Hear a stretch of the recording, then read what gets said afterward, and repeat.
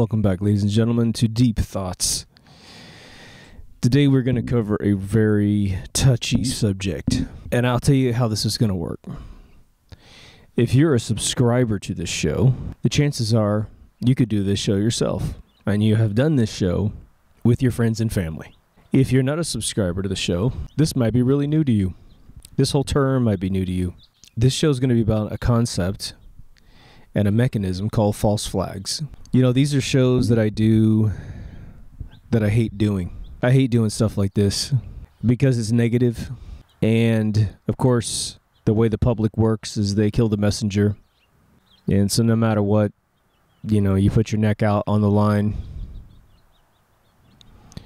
But I'm just going to give it to you really straight.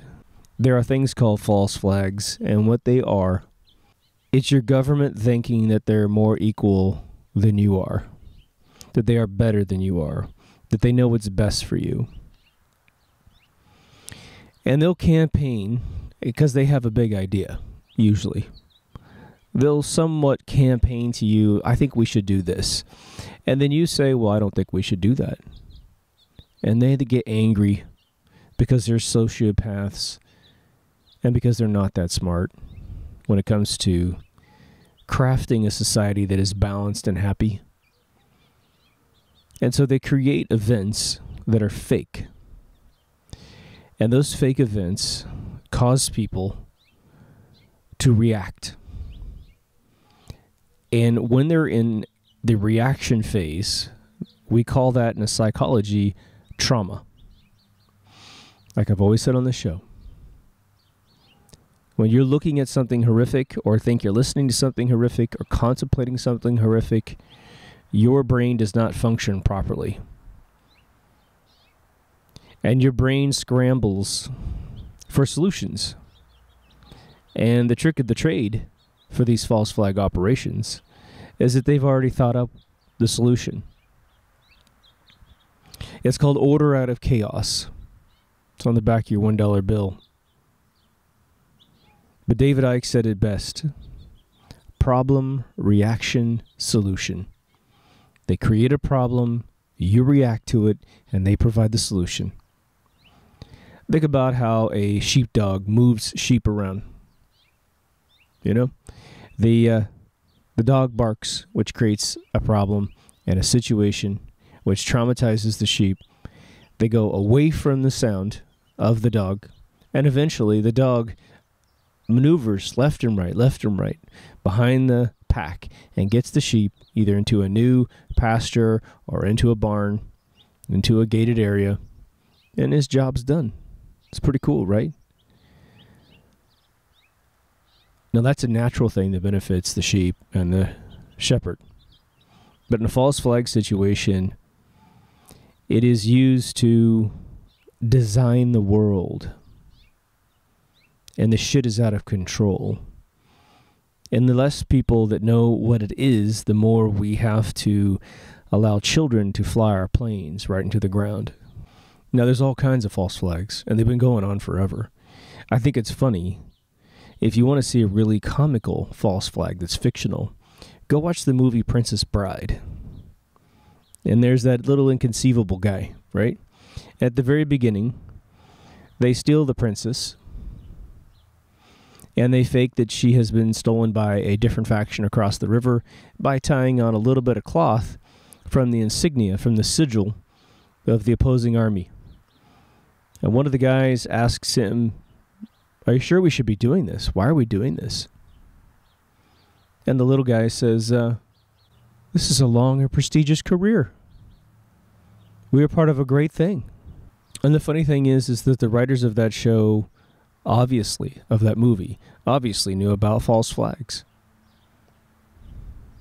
It was literally a false flag. It was putting the flag on the girl who was supposed to be killed later on, right? And it was giving you the idea that the person who had the flag on them did the crime. So let's go through some of the species that we've seen over the years, right? I'm going to give you a couple right off the bat that you can sort of look up pretty easily. The people in my family with deep academic credentials have figured out are truly false flags. And then we'll go back on some other some others that just so happen to coincide with some very special events that had gone on in America. Then we'll get into some heavier ones, right? Because this stuff is hard.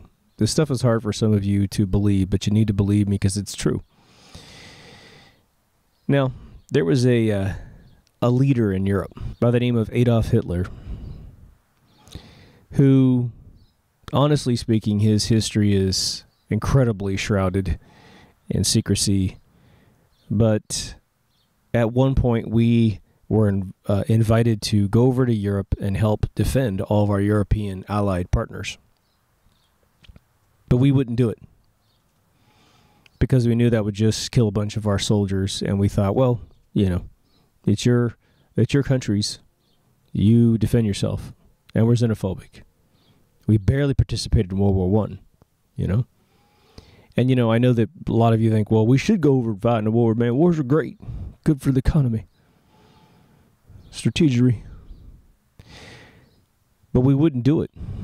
And so they had to create an event that would piss off Americans so much that we would get involved in a two-front war, right? Because there was a takeover going on in Europe, and nothing had happened in the Pacific just yet.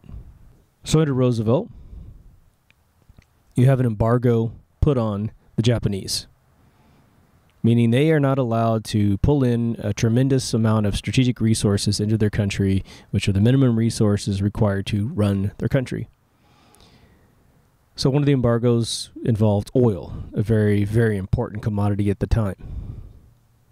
We said, we're going to block it. We're going to keep you from having things.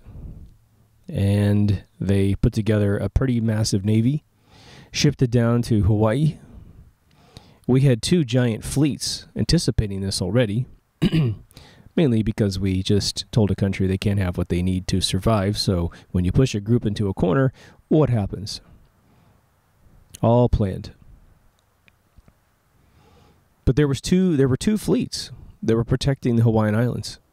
If you visit Hawaii, you'll see all of this crazy leftover watchtowers and command centers that were used during World War II.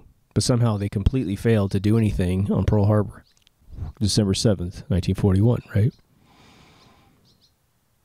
But the White House sent an order, okay, from on high, down through the military, and told 2 Navy admirals, take your fleets and move them east and west away from the islands. And they were like, what, are you crazy? We just embargoed Japan. We are expecting a retaliatory attack. We're not expecting it on a Sunday morning, but we're expecting it. And they said, just do as you're told, right? And this is why the military is so dangerous. Because these 2 men who couldn't think for themselves, who weren't willing to just do what was right, followed orders, pulled their fleets out, moved them so far away that on that Sunday morning, they moved in and bombed the living shit out of us and really killed a ton of people. You've seen the videos. You've seen the movies. And then secretly, within 60 days, the 2 admirals were given the naval equivalent of the Medal of Honor for following orders. Whoop-de-doo. I got a little piece of metal with a little claw. I'm so proud, you know. Now go talk to all the families that lost people, all the buddies that lost their buddies, people who were maimed but survived. That's the concession. That's the little tiny concession that an admiral needs to get everybody killed. 2 of them. Now, of course, they may not have known, maybe, that Pearl Harbor was planned. Maybe they were just following orders, and then they looked back and they went, son of a bitch, right? Now, what's weird is they didn't pincer off and flank in and knock out the Japanese Navy, as far as I know, right? They got away clean. But they were kind of in their kamikaze style anyway, although those didn't quite officially exist until later in the war when they started losing. But then something interesting happens. Hitler says, we totally support Japan's attack on the United States. And boy, that just kicked everything off, right? Now we have a reason to go into a Pacific Rim battle. And now we have a reason to go into a European battle. I don't even know what the casualties were. I've looked them up a couple times. There's so many countries that lost so many people. that our number actually pales in comparison to most nations that lost people. But any number is too much, right? Now, some of you might say, well, we needed to be at war because look at what would have happened had Hitler continued to reign. All right. Well, now you understand why a false flag happens. Because the United States citizens weren't going to get involved. Right? And so they create these false flags to push us where they think we need to be. But there's a Paul Harvey to this story. Hitler was utterly and completely created by the banking cartel of Europe. Germany had not recovered much from World War I. It took 500,000 Deutschmark to buy a loaf of bread in the early to mid-30s. And somehow this guy built one of the biggest military forces in world history per capita of the power and the population rate of Germany. Right? Now that we've analyzed most of his equipment, he's got Ford parts in there. He's got ball bearings and gyroscopes from America and Britain, built after the war started, built after he had taken over countries, orders that were shipped in. You know, it was unceasing, our support of that country from all angles, right? From these banking cartels. Prescott Bush, right? George Herbert Rocker Bush, his father, was working for the Union Bank of London in Europe. They had to walk in 1942 and say, stop sending him checks. You're funding Hitler. We know you're funding Hitler. Knock it off. Now, there are a bunch of actual, I think, very accurate accounts that Hitler was essentially propped up. One, to create a war to make America borrow money at anyone else. But the other one is that Russia had made a lot of threats about rolling over Europe. And essentially, they didn't want Hitler to stick around after they created him. But they wanted him to teach Russia a lesson. And the first couple strikes, they learned some lessons. And then winter fell in.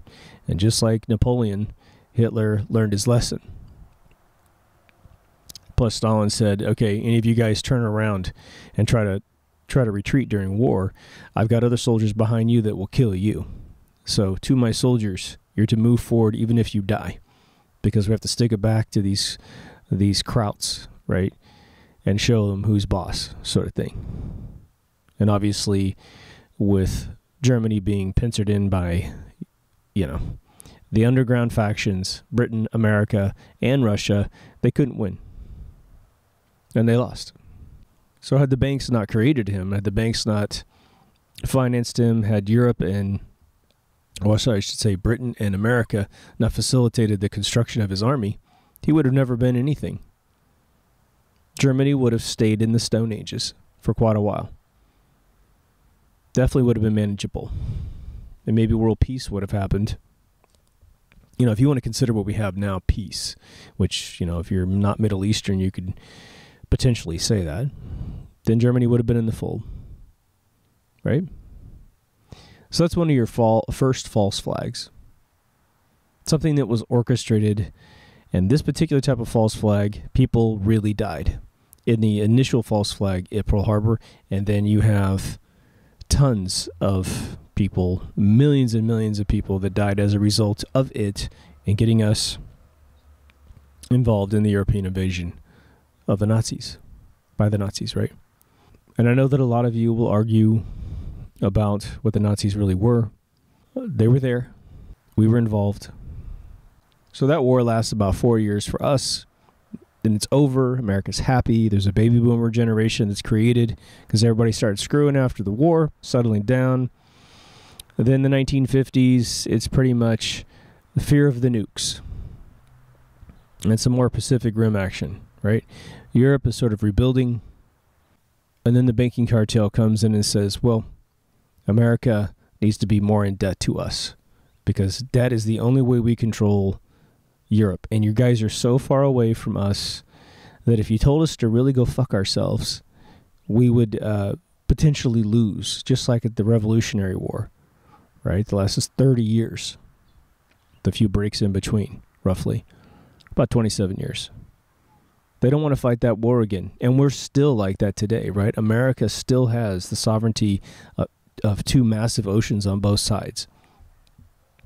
And so they are trying to do everything they possibly can to get us to undermine ourselves, which is where we're going to get to at the end of this episode here. But what do you have? You have, you have an intelligence agency that's ramping up and studying how the mafia from Italy has essentially figured out this massive cabal of selling drugs. And so they study them all, study all the mob heads for 10 years and say, we're going to take over this industry. We're going to lead the mob, maybe Vegas or something like that. But we're taking over this $1 trillion industry called cocaine. Right? And eventually heroin. They're literally watching for 10 years. It's a huge 10-year sting from like 49 to 59. And then the Kennedy brothers get in the White House. Robert Kennedy just being the sidekick here at the time. They give him the idea that he's going to close down all of this cartel. And that's what he's known for historically. What he didn't know is he was giving it to the intelligence agencies at the same exact time. But then a false flag comes around. Lyndon B. Johnson was the vice president when John F. Kennedy was elected. Lyndon B. Johnson wanted to be president, not vice president. Today, they don't pick vice presidential candidates that want to be president, right? Look at them. They're all pathetic.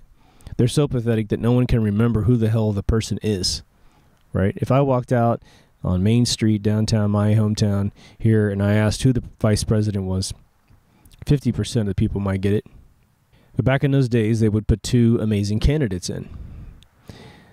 But LBJ wanted to be president, and he thought he had it in the bag. He was told he had it in the bag, probably by a few people that could control such things. But JFK's old man had some juice. Been in politics a long time, and got his son on top. Thank God. So he's allowed to go for a few years. Until that one day, 1963, JFK is assassinated. I talk about it on the show a lot, right? LBJ organizes it with his local mob with the permission of all factions above him, from the intelligence agencies to the bankers.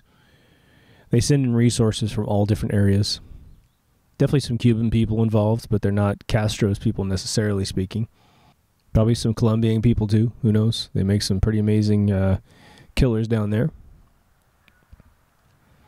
But the concession that LBJ had to offer, and probably one that was on the list already, because they kept trying to pressure Kennedy into this whole thing, was a war that was so far away that the American people couldn't really wrap their mind around it. And this is the Vietnam War, where you sort of have a North and South, traditional fairy tale lines, not getting along, and we have to go get involved, right? Well, that's so abstract with such a loose history for any American, right? Even in 1950s, we didn't teach Vietnam history as a critical part of, American history. And so no one could wrap their mind around it. So they had to create an event, this particular case, an event that never occurred. Two events, actually, called the Gulf of Tonkin. The Gulf of Tonkin is a location. The false flag story was that Vietnam attacked the United States naval fleet down there, over there, and we greenlit the Vietnam War. But before that one, I like to go for Gulf of Tonkin because it's one you can just look up. But a year before that occurred, but 1962, there was something called Operation Northwoods.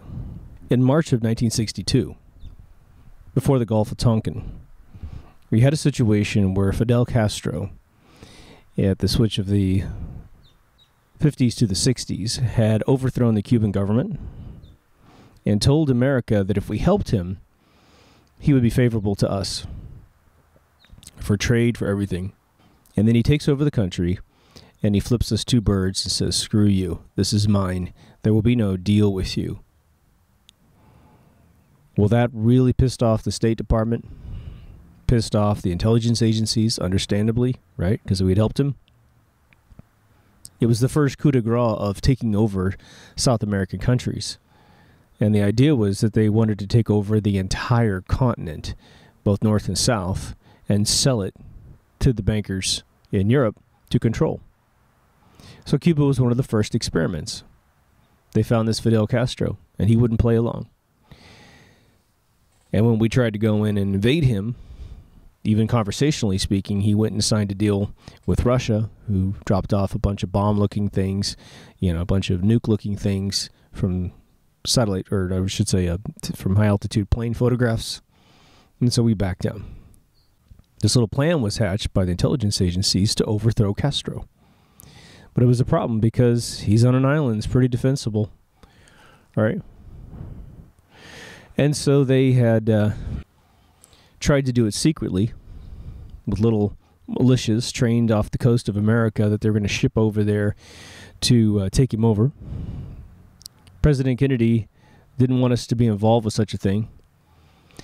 And I'm not saying that Kennedy agreed with what Castro did. He's just saying that's what Castro did, and that's his land, and it's not our land. And we got plenty of problems on our own here in America. Things we need to fix. Secret societies we need to shut down. Military-industrial complexes that need to be controlled by the people, not by the bankers. And so when the intelligence agencies finally figured out that he wasn't going to support him, they created the Bay of Pigs, which is where they threw all the mercenaries into an absolute slaughter to embarrass Kennedy and make Castro look evil. And so the Pentagon hatched a little idea, something called Operation Northwoods. Operation Northwood was a plan. Keep this in the back of your mind because we're about to go to a place where this sounds very familiar. But they were going to take a plane and shoot it out of the sky on a trip off the Florida coast. And I can't remember if it was supposed to be going to Cuba or not, but it was going to be shot out of the sky by us. Okay, this is the operation, the false flag. We were going to shoot this plane out of the sky, and we would have a fake roster of people that were not on the plane, but we're going to tell the public. The Pentagon was going to tell us these people were on the plane. And to make matters worse, to make you feel sorry for the situation, they were going to tell you that a bunch of college kids were on the plane. Because that would really, really piss off everyone in this country. But it was going to be a false flag lie. A way to get America to take over Cuba and make it ours, which then we'd probably, install a new leader that's, provided by the world banks, and then they get a bunch of IMF loans, and they'd be completely taken over. But luckily,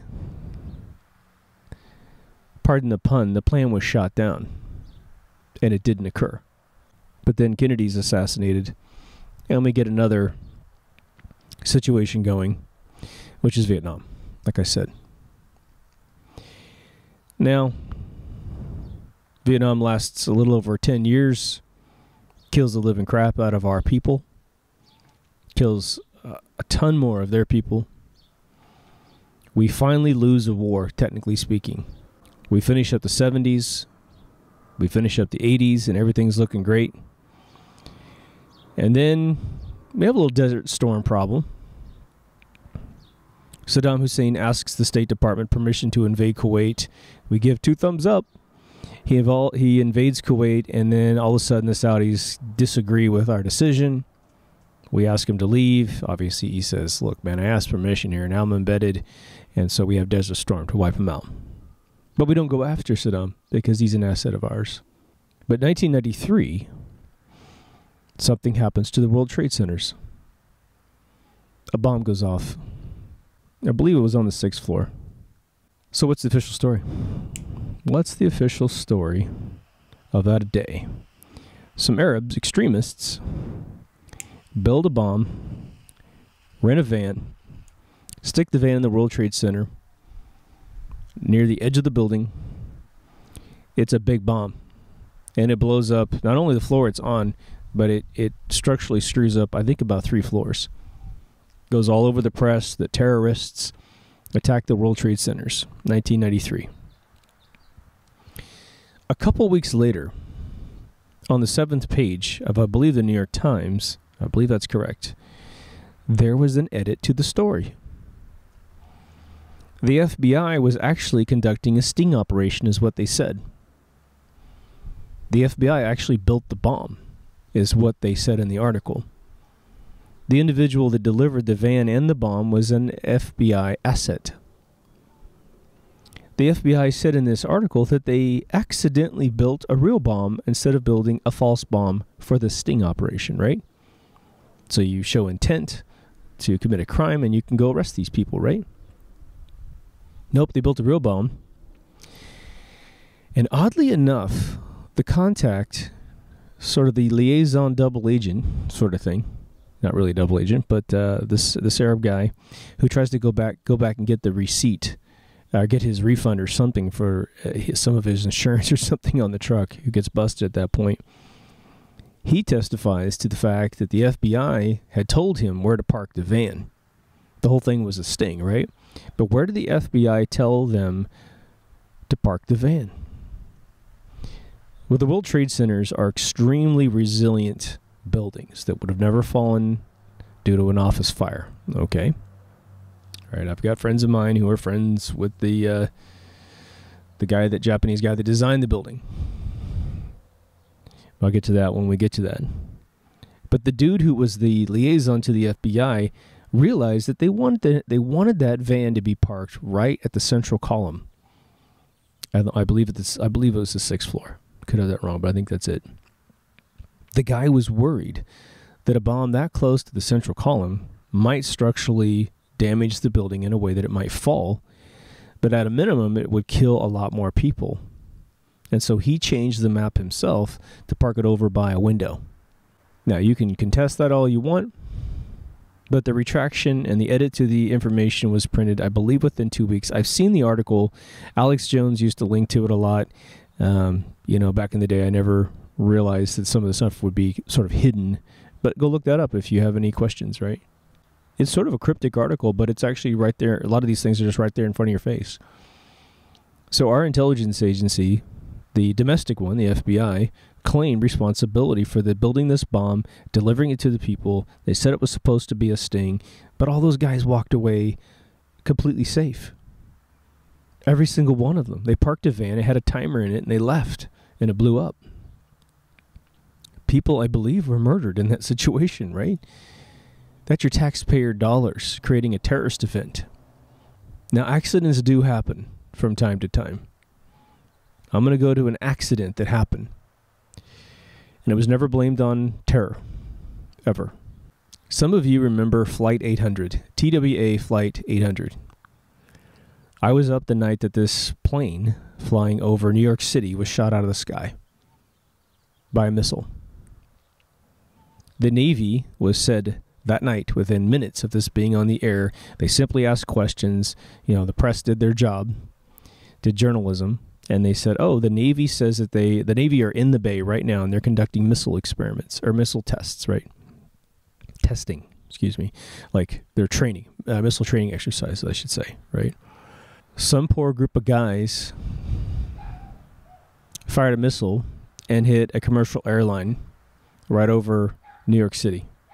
The plane is in pieces on fire in the Bay.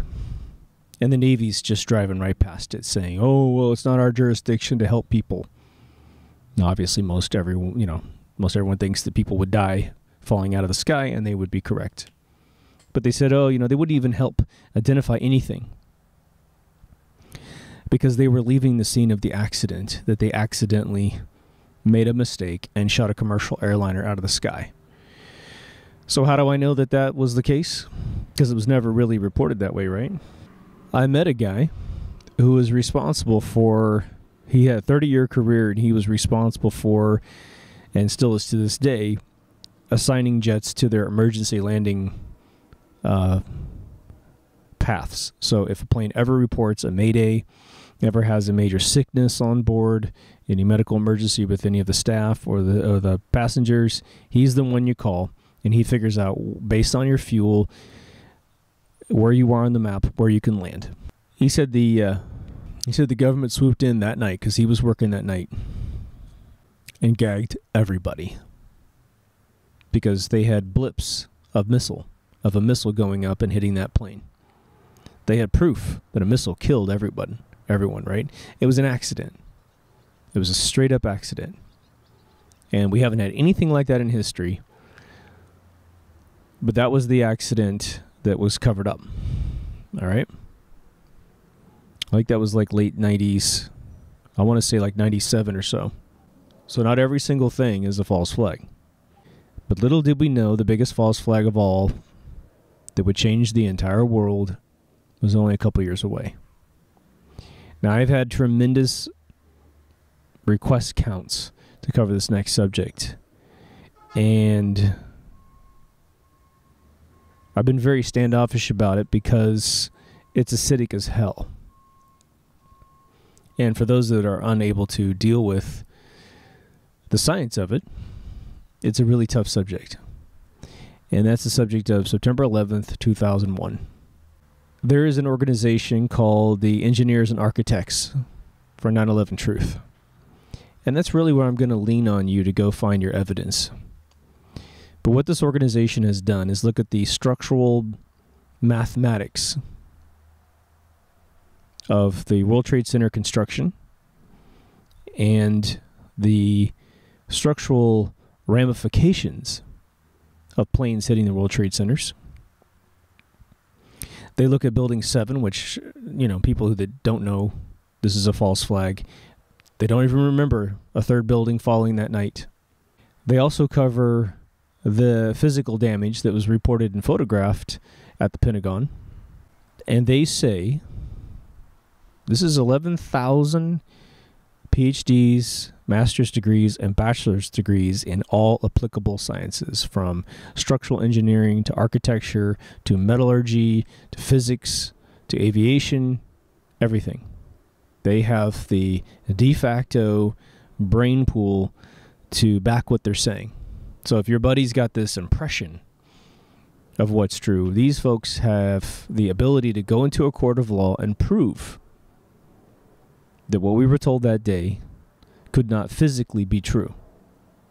Now that allows me to get into the conversation without going through some big bullet list, some itemized list of everything that proves one way or the other, right?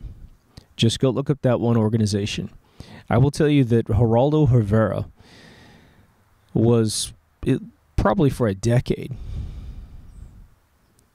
extremely against everyone that would question the 9/11 Commission's report, of which many of the members now are saying the whole thing needs to be opened back up and reinvestigated because it was a charade. And there's still a bunch of it that's not released to the public. There's only one paragraph about why World Trade Center 7 fell down. But when Geraldo had on his show one of the fathers of one of the victims and the head of this organization, Architects and Engineers for 9/11 Truth, he completely changed his tune. And I believe in one of his last broadcast shows of this particular title, he said, well, I've been very angered by people that say it's anything different than what I've been told. But he goes, now that I've seen what you've presented, you've definitely opened my mind. But now let's look at 9/11 from a 60,000-foot perspective, and let's do a little bit of historical precursor to it. Now, if you've watched every single show, some of this will be old news, and especially for a lot of you, it's not even remotely enough for me to cover in this show. America, by 2000, had become the massive superpower of the world, the economic superpower of the world, and military superpower of the world. But the plans for the 21st century were entirely contrary to that eventuality. But there's a guy named Zygmunt Brzezinski that wrote a book called The Grand Chessboard. You can buy it anywhere. Doesn't cost that much. It's a little paperback book. And this book is so odd in its message. It's a super quick read. It has a lot of pictures in it. But this book essentially talks about a theme that was initially laid down by what we would call the neocons, which are the neoconservatives of America, which I would say is essentially your corporate oligarchy and your banking loyalists, right? But they have a document called the Project for a New America. Dick Cheney, Vice President Dick Cheney, and former Secretary of Defense Dick Cheney, Donald Rumsfeld's in there as well. But in that document, they said, along with the Grand Chessboard, that essentially, if we don't get control over oil, then the fiat currency by which we value all of our money, which is valued by the selling of a barrel of oil, right? So it used to be that we had a bunch of gold in a vault, and we would limit the amount of money we printed based on how many gold bars we had. And you can dilute it all you want, but then the value of your money goes down, right? So when we were taken off the gold standard, you have a problem. How do you value your money? Well, you have to create demand for a particular currency. Well, that's weird because that seems like it's make-believe as well. And that's the truth. So what they did was actually fairly ingenious up to a point of greed, up to a point of creating false flags to maintain that greed and that control structure. But what they said was, we've got the whole world strung out on oil from the 1830s up. Really intense when they falsely categorized oil as a fossil fuel in 1892 to 1894. But everyone needs oil, right? Everyone needs oil for everything. There's homes in New York City that run off oil, but it's plastic, it's fuels, it's medicine. So what they said was, let's do this. Let's take the demand for oil, which is globally recognized by everyone, and let's say that you can only buy it with one currency on planet Earth, just to make it simple. And then from that, the value of that currency, everyone else can chime into the currency wars and work with the one currency that has true value based on gross national product and gross domestic products, right? Those two are the products you sell within your own country borders is your gross domestic product. The products you export out for trade is gross national products, right? So there is a huge amount of oil in the Middle East, largely controlled in the 20th century. And they convinced the sheiks that happen just to live on the soil, right? Little warlords down there.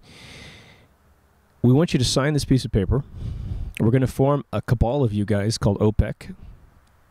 And what that's going to do is it's going to provide you with customers to buy your oil from Europe and America and other little straggler countries here and there. And we're going to have you use one currency and one currency alone to buy and sell your oil. And guess which currency that was? The United States dollar. All right. So the United States dollar is the standard. Everyone else chimes in after that, right? They buy oil from America. They have to translate their Deutschmarks into dollars and buy oil. This goes on for decades and decades and decades. But there's a master plan in the world to unify all countries into one gigantic world government. And you've heard people talk about it like crazy. It's called the New World Order, right? And that term has been demonized, but we didn't coin it. George Herbert Walker Bush coined it, right? Other leaders around the world have mentioned that. Cameron mentions that. IMF leaders mention that. Like, it's used by them, not by us. So don't let us be the kooky weirdo conspiracy people. It's their term. We're just using it back for you to understand what we're talking about. Illuminati is not our term. It's their term for themselves, right? So they wanted to push together a competitor to the United States, and they needed a substrate to redistribute wealth in the 21st century. They knew that if they were trying to do this on an individual country basis, that it would all be vetoed by individual countries that realize they're losing their sovereignty, they're losing their cultural heritage, and eventually losing their entire genetic population to this redistribution of wealth. And so they needed a cover organization, which they had planned for years and years and years. And it's called the European Union. Right? So the European Union is put together over many decades and eventually turned on around 2000, right? There are several different stages of it because there were several different stages of people joining it. They tried to make it the haves and the have-nots. If you're not involved, boy, you're missing out. Once you give someone the sense that they're missing out on something, it doesn't matter if you're convincing a lemming to jump off a cliff, they'll do it, right? Which supposedly lemmings actually don't do that. I guess it was as I talked about, it was a Disney special where someone had said that's what they do, and the cameraman baited a bunch of them to jump off a cliff by putting food on the edge of the cliff and something like that. But anyway, so in 2000, this OPEC deal to sell every barrel of oil through the American dollar is busted. They formed the EU, they formed the euro, which when it was first created was under the dollar, about 77 cents to the dollar. The pound sterling still at $1.65 or so. And they said, well, now you can buy oil using euros. Saturday Night Live did a skit with Amy Poehler playing the United States dollar and all the other currencies were all the other actors, and they were bidding goodbye to the American dollar. And that skit was entirely based on the fracturing of OPEC. And I'm not saying that, this whole thing is good. Fiat currencies are crap. If you're going to do a fiat currency, you have to structure it like Bitcoin with limited, counts, right? But then you get back to Zygmunt Brzezinski's book, The Grand Chessboard. If you read this book, it's fascinating. The guy simply says, well, America has become the super-duper superpower, and what would we possibly do now? As if we're bored of being the superpower. And so we're going to have to figure out a reason to be angry again and figure out a reason to go get all the oil in the world. And in his book, he shows you where all the oil is in the Middle East. And he sort of shrouds his intent.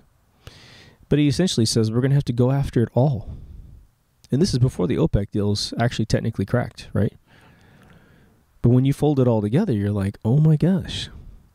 What was the result after this event called 9/11? America goes in and invades 7 countries. And we lock down oil. Okay. We go to every single spot in every single country that we take over, and we start taking the oil out of the ground. And we start shipping it out through all the big World Bank, IMF partners that deal in oil. Remember, all oil has to be sold to the IMF. If it's not, it's an international felony. You're an international felon if you do it.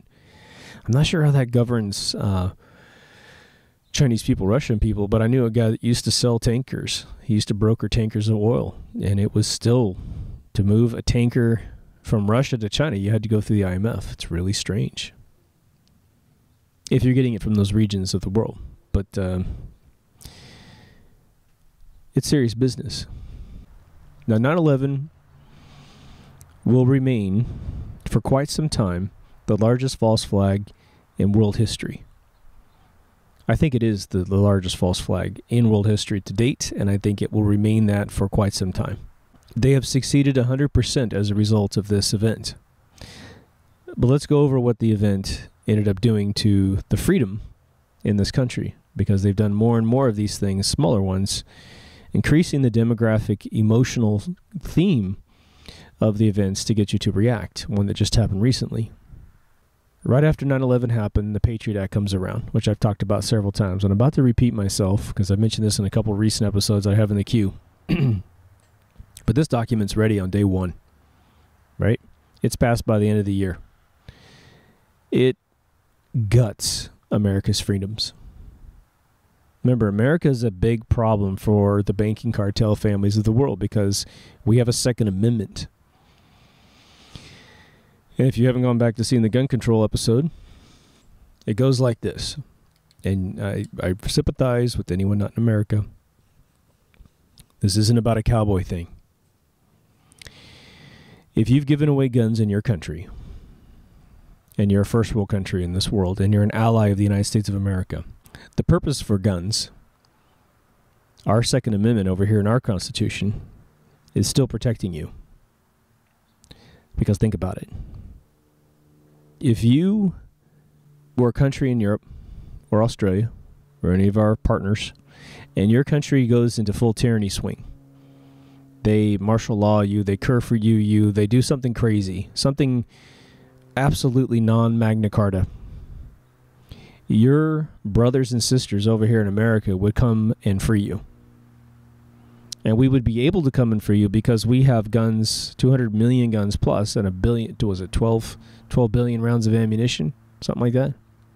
I've heard it's a lot more than that in terms of guns possession, but we can get our government to do what we want it to do in those situations of dire circumstances, right? So you are protected by our Second Amendment because we're friends. Now, if we lose our Second Amendment, it's all over. It's all over. All the plans for robotic surveillance, physical police officers like George Lucas's movie THX 1138, drones flying overhead, police and military being able to do whatever they want. And you take what happens is these organizations can stop recruiting integral people. Then they can start recruiting thugs like the Droogies in Clockwork Orange. People who just want their paycheck, right? There's a whole country south of America called Mexico, and the entire federale group of people are heavily infiltrated by people that don't have any integrity. Now, there's plenty of people that do have integrity, but it's amazing how all my friends have a bad experience if they routinely go to Tijuana. They get harassed. They get searched. They have their stuff stolen. I got a buddy who goes down there constantly, and he's always losing money and his physical items in his car. And he just immediately gives them money and immediately gives them their stuff, because if he doesn't, he could end up in jail. Then someone would have to send him money. And if they think you can get money fast, they'll multiply your fine times 10, if not times 100. So if you think this can't happen in your country, you're just shallow as can be. Remember, these psychopaths that run the world don't think like you and I. That's how they can pull off 9/11s, right? We are now exacerbating a whole community of the world, Eurasia or the Middle East. We have, as Americans, and pretty much by proxy of support, Europeans as well, right? You guys are being infiltrated by a bunch of these folks. We're pissing them off. We're pissing them off, and we want to blame them because they're pissed. It's really interesting. Now, there's definitely methods of running the world that we disagree about quite a bit, in civil rights for women and individuals in general, right? But guess what? It's going to be a few hundred years, if not 1,000 years, before everyone gets along in that realm. But we have taken over countries. We have stolen their oil. We have reconstituted their countries to be loyal to the World Bank and IMF, of which benefits no one, right? None of us get benefits from them. We don't get dividend checks from them for pushing our children into these meat grinders, for coming back missing limbs, losing our buddies in war. We don't get anything for that. We get a VA hospital here in the United States that acts like you never did anything for the country. There's only one candidate that even cares at this point in our presidential election in 2016. But as a result of 9/11, what happens? We get a TSA group that treats us like terrorists in our own airports, but we don't get a border, right? We don't get a border to protect the most porous way that terrorists could come into this country. But all the grandmas of the world get groped. Your children get groped. Your wife gets groped if she's hot. If you are an upstanding American citizen, but you're a little brown, maybe you're from the Middle East, but you've been here 3 or 4 generations, you get profiled. You know this is true. We have eavesdropping now, surveillance. We're going straight into tyranny. It's what David Icke calls the totalitarian tiptoe. It's occurring. Meanwhile, countries that are well-armed have the lowest crime rates on Earth. Now, to make sure that Europe was involved in the 9/11 thing, we had the Madrid bombings, we had the 7/7 bombings in London, all of which stunk to high heaven. All of which have mountains of evidence that the official story is not true. But ever since Obama got in office, something interesting has been going on. there's a ton of massacres now. Almost just like this guy is creating them, right? It's not what I'm saying, but on his shift, and I've heard the numbers vary from 24 to 44, right? Some people are taking smaller ones and putting them in the bucket, but we've had a lot of big ones, right? Shootings all over the place, from Virginia Tech to Aurora, Colorado, to the Sandy Hook thing, to the Boston bombing thing, to the Fort Woods thing. A couple stragglers on the East Coast. Lots of colleges have had them. And now we've had the recent Orlando, Florida one. Now what's really, really strange about this is that individuals have absolutely dismantled these situations. And Orlando's about to get dismantled as well. You've already reported multiple gunmen. But if you take each one of these massacres and put them all in a top-down list with columns. And so you get the name of the massacre on the leftmost column, and then you sort of have the theme of the demographic of people who did it. You have a checkbox that says, did the gunman survive, to tell his story? And then you have essentially the theme of the victims that were injured or killed. It's a very interesting cross-section of the country. It's always there to grab a demographic of sympathy. Always, right? The gunmen's almost never survived. The only two gunmen to have survived is the Boston bombing kid who was shot in the throat, which I'm sure that was aimed at his head, but it got in his throat, but now he can't talk, and he's been given the death sentence. The Colorado kid always shows up completely drugged out of his mind, so he's incapable of talking on his own. And I got to loop back on the Oklahoma City bombing as well. That one's a little more esoteric. But all the ones on Obama's watch, what is the theme? What is the press theme, the reaction that's handed to us after these events occur? Because one kid's crazy. This is the way they pitch it to you, right? We should get rid of our Second Amendment of the Constitution. And right now it's out of control. As of today, you've got Rolling Stone calling for the repeal of the Second Amendment. I've got celebrity friends of mine who are calling for the gun control or getting rid of guns altogether because they're just terrified of the situation. They're good people in the personal cases of individuals that I know. They mean well. They want to live in a world of peace. But they don't have any history at all in their minds. When you say, recite to me the last 500 years of tyrannical rule and the individuals that have been the most evil villains in our history and what their first step was to get their evil plan going, it's always the seizure of guns, right? So I'm going to tell you some names of individuals that you might be familiar with that started their reign by taking away guns from their people. Adolf Hitler, Fidel Castro, Muammar Gaddafi, Stalin, Idi Amin, Mao Zedong, Pol Pot, and Kim Jong-il. All people that have been at one point or another referred to as an axis of evil. And they start their reign by getting rid of guns. Right? But they weren't allies of the United States of America, so guess what happened to their people? They went straight into tyranny. Now, you might, because I'm saying that because if you're part of a European country, you might go, well, we got rid of all of our guns and things are just hunky-dory. Well, you're an ally of us. And believe me, no American wants that burden. No American wants to hear that any one of our allies is going into tyranny.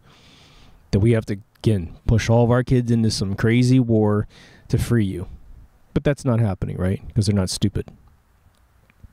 It's not going to happen until we get our guns taken away, right? But these massacres are always the same.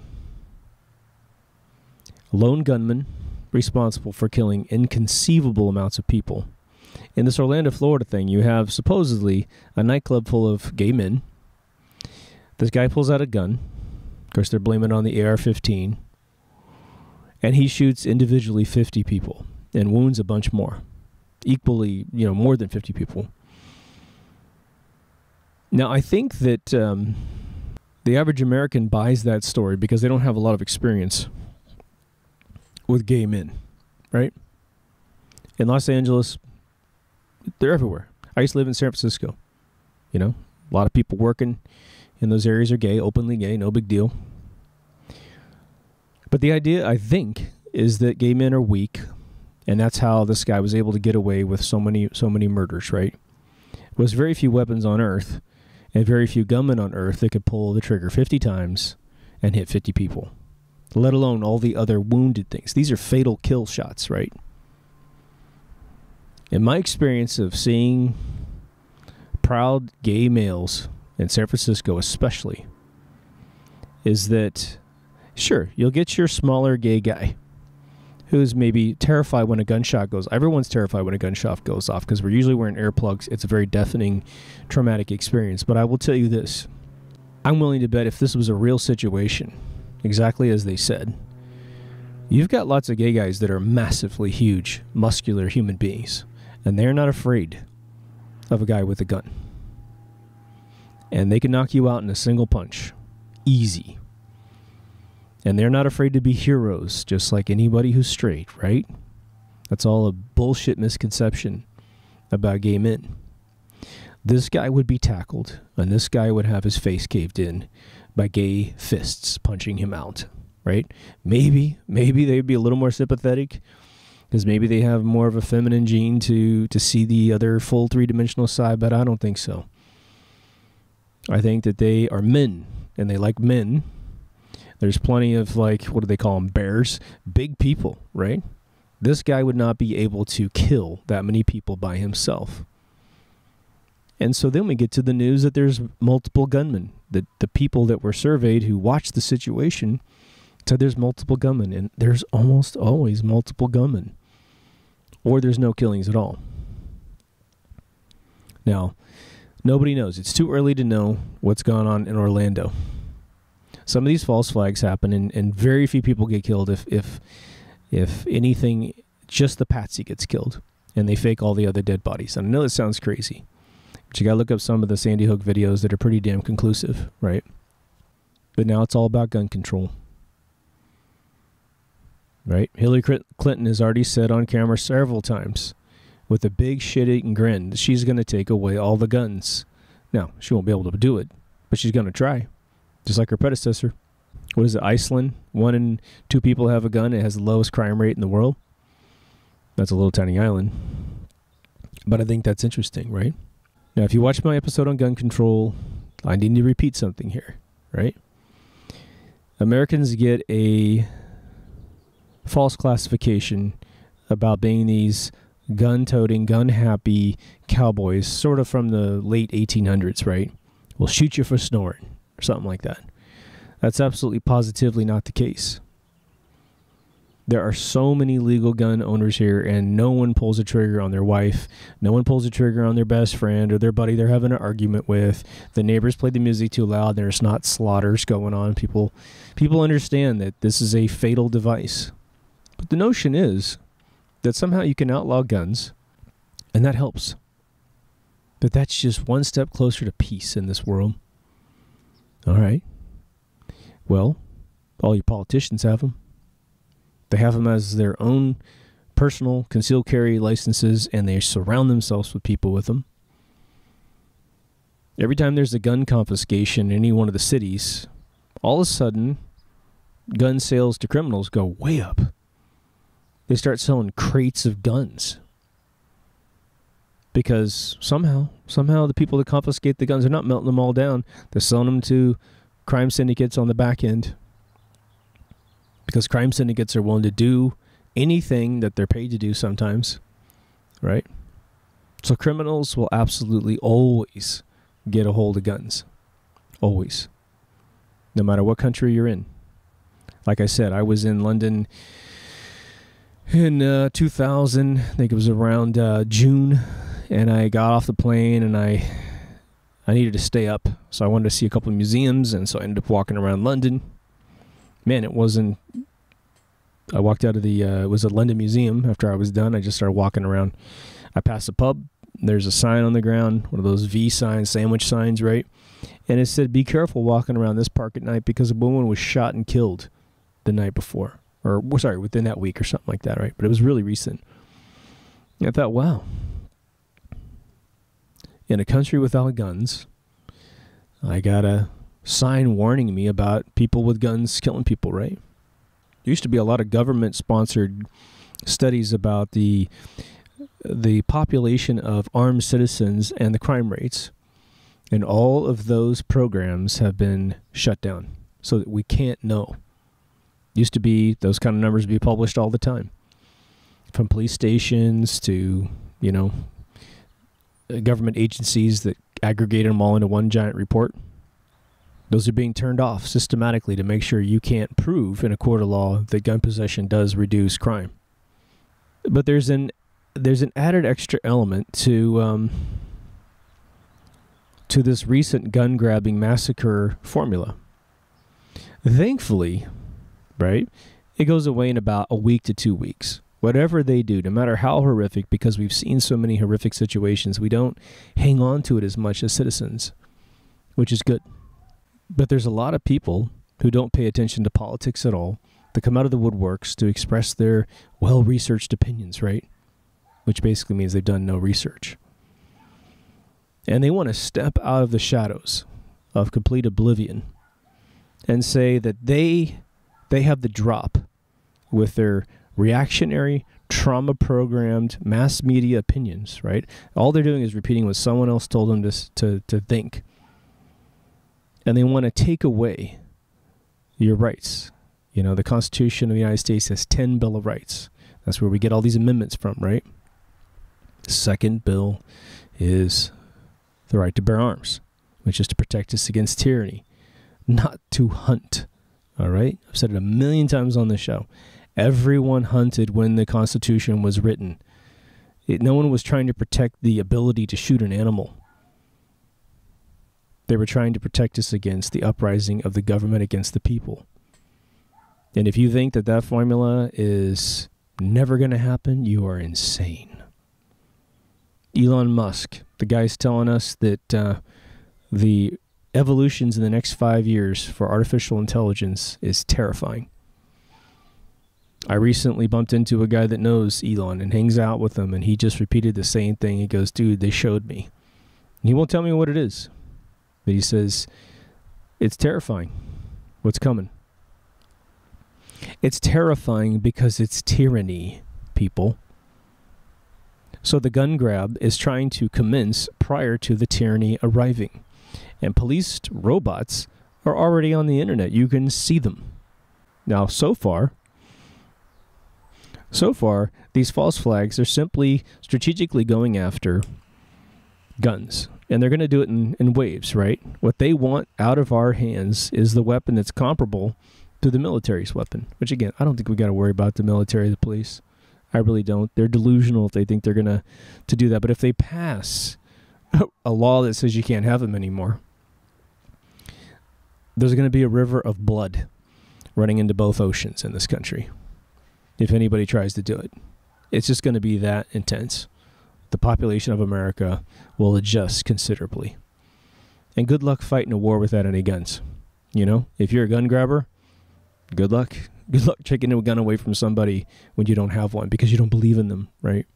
But now imagine they get rid of the AR-15, which is sort of a pretty good rifle against an AK-47 or an M16 or anything above that in long-range rifles, because range is everything in a war.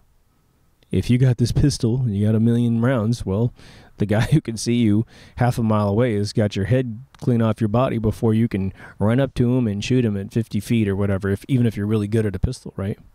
But again, I don't think that's going to occur necessarily. I don't think any of this crap's going to necessarily occur. An uncivilized country can't handle gun ownership. A civilized country can and does. And as screwed up as we are in the United States of America, we're pretty much 99.9% carry the 9, a million decimals. We're totally in control.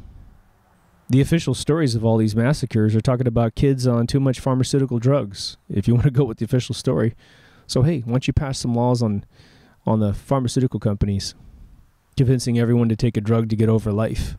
This Orlando guy, is supposedly a radical Islamic guy who is a repressed homosexual, is now the new cover story for him, and he goes nuts in a nightclub. And I think it's an insult to the gay community to say that they're so incapable of defending themselves that they allowed to have all these people murdered. I don't buy that for a second. You could fill a plane with a bunch of gay males going somewhere, and some guy tries to take the plane over with box cutters. He's going down. All right. He's going down. They're going to kill him. So this idea that we don't have faith in a gay male's ability to defend himself is sort of massively insulting to their capabilities. It marginalizes their strength, which is stupid, right? I sort of skipped over the Oklahoma City bombing. That's because, it sort of didn't accomplish much at the time. For those of you who were up that day and watched all the news that day, you will know that you saw things that completely negate and contradict the official story, which is that the bomb squads kept taking bombs out of the inside of the building that didn't explode. 2 bombs were taken. I watched them with my eyes going out of the building, being loaded up, and taken away. But then the official story is that they don't exist anymore, right? They'll never release the footage of McVeigh parking the van out front and getting out of the car with his buddy, who wasn't Nichols, right? So I know a lot of you ask, you're thinking, well, who would, if this is all a bunch of inside job stuff / false flag stuff, you're talking about a lot of people being involved. And how could that be? Well, there's something called crisis actors, which you need to look up on Google if you have a problem with this. Look up crisis actor and then click images on Google, and you'll find a lot of amazing images showing the same people at multiple locations. They seem to always show up at these massacres. Really interesting, right? But now what if I said to you, let's put you and myself inside of a false flag planning operation. And I said, okay, folks, we want the world to be a peaceful place. That's our goal, right? Everyone raises their hand. If they agree, everyone raises their hand. All right. Well, we know that America's strung out on guns, and we know that we can't really have peace if we have everyone having guns, right? Some people raise their hand. Most people may raise their hand. For those who don't raise their hand, the next break, they're not invited back in the room because they're not on board. Probably already pre-censored, like Rod Serling said. Pre-censored to have all this psychological profile of agreeance, right? And then we say, okay, but here's the next massacre we're going to create, right? And I'm not saying people don't get killed at these things. That's the most horrific thing, right? We've had Paris killings. We've had the Belgium killings, the Brussels Belgium killings. Horrible, right? But we say, well, the reason why you're going to help us out here is that no one actually gets killed. I know it's hard to believe, but they're all going to be either fake profiles, photoshopped faces of people that don't exist. Because we're the government, we're going to create all the way back to their birth certificates and their social security numbers in some cases. But don't worry, no one's going to get hurt. So you're not a part of someone dying. What you're a part of is a very important shadow government that's actually trying to make the world a wonderful utopia. But the first step is to get rid of all the guns. And I assure you that once we get rid of all the guns, everything is going to be great. Doesn't that sound wonderful? Now that means you're overlooking the fact that there's a ton of third world countries with nothing but military citizens. Look at North Korea. The whole place is a military complex. Look at China. One of the leading position you can have in China as a male is being in the military. Russia has a pretty good military as well. So some of our biggest, perceivable opponents in the world are completely ready to roll over a country if they so choose. So I don't know if they debrief a person and say, well, we've got so many drones and we have so much surveillance and so much military. Don't worry. No one's ever going to take over America or European partners, right? They have their surveillance. We protect them. They protect us. We all work together. And I think in some cases, very few people get hurt. But in some cases, I think potentially a lot of people get hurt or killed. Now, the sad thing is that we simply won't know until someone totally defects. All we know is that the official stories are sometimes impossible to occur. And so we live in a world that's a little weird. Now, I do this show. Just kind of a full disclosure. People, as soon as one of these things occurs, I get probably 10 text messages from close friends asking me if it's an inside job, asking me if it's a false flag, asking me if it's real. And truth be told, I don't waste my life with this stuff anymore. I get it after you get it. If you're interested in that kind of thing, believe me, you're the first person to see the YouTube video. You're the first person to read a conspiracy website. You know, the theme of this show is to improve you as a human being. Hopefully, there's something I can give you that helps you out there. But I'm done with their games, you know? And I don't need to see another massacre to know what they're doing. This particular one that's happened, it has definitely, they're pushing super duper hard on Second Amendment removal. And again, we have to have sympathy for people that aren't politically aware, who aren't historically informed. They're not even informed on the official history of the world, let alone the probably more truthful history that we've been able to deduce by removing things from official history that are technically impossible to have occurred or have been admitted otherwise, right? So when I get requests to cover 9/11 and go through the, I don't know, 10,000 things that are contradictory on that story on that particular day, you know, law of attraction is a very powerful thing. And you get caught up in the past very easily when you wake up. And it's something you probably need to do, right? But in the end, you need to live in the now. And the reason why I have essentially broke silence on this particular subject in a very specific way is because of the sort of cavalier drunkenness that's going on right now regarding the common law rights of mankind. And especially, I think, one of the most brilliant documents ever written by mankind, which is the Constitution of the United States, which I would wish on everyone, the original one, you know? They made freedom of speech the First Amendment. But the very second thing they did was put the right to bear arms to protect that First Amendment. Now, if everyone behaves, there's nothing to worry about. No one's going to run out and create a revolution with guns. No one's going to just wake up one day and kill everyone. That doesn't happen. Because it would be happening every single day if that was the case. And isn't it interesting that every single time it does reportedly occur, it smells like a bag of shit, right? All the facts don't stick together over time. Even 7 days after an event, it's just almost obliterated for factual congruency, right? And we'll see how this particular one fans out. But I think that the only thing that we can do at this point is stay alert.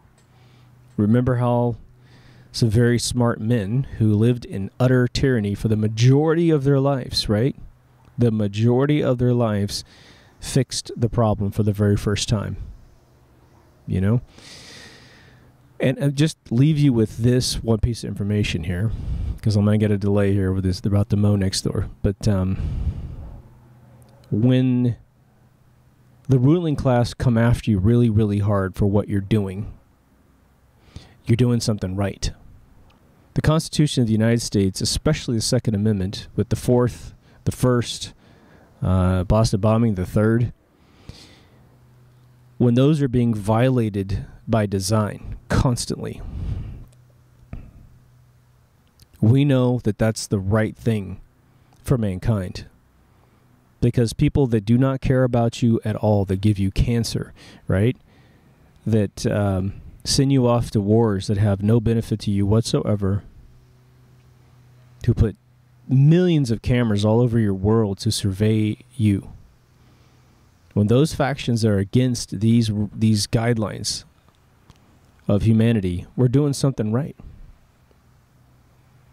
That's why political candidates running for president, when they are super duper attacked by the right, the left, the press, the printed press, the media press on television, the social media press, when they're attacked constantly with things that aren't true or irrelevant or exacerbated from nothing, but they protect the criminals, the corporate criminals that hide emails on servers, then we know we have a candidate that is freaking them out because he's not part of the secret societies that they use to create these situations, right? Remember, money is the number one reason why corrupt criminals and corrupt politicians do what they do. So if you start with the person who's extremely wealthy already and has already experienced the finest things in life, you can't buy the guy off, because what would you give him that he hasn't already been given, or her? He or she's done everything. So a paycheck doesn't help. And I think that's where we need to start, right? If you made it this far, I think this is a really long episode. It feels kind of slow. I appreciate your patience during this particular one. If this is new to you, again, I'm attracting as much as I possibly can positivity in the world, right? And I suggest you do the same thing, but keep your eyes open. This isn't a cowboy thing. This is just a human rights thing. We have to protect each other, right? If you haven't already, go to mkultraradio.com. From there is all the links. That's all I'm going to say today. I'm running out of time. Take care of your freedoms and take care of someone else's freedoms, right? That's what I'm going to say today. And I will see you on the next Deep Thoughts. Over now.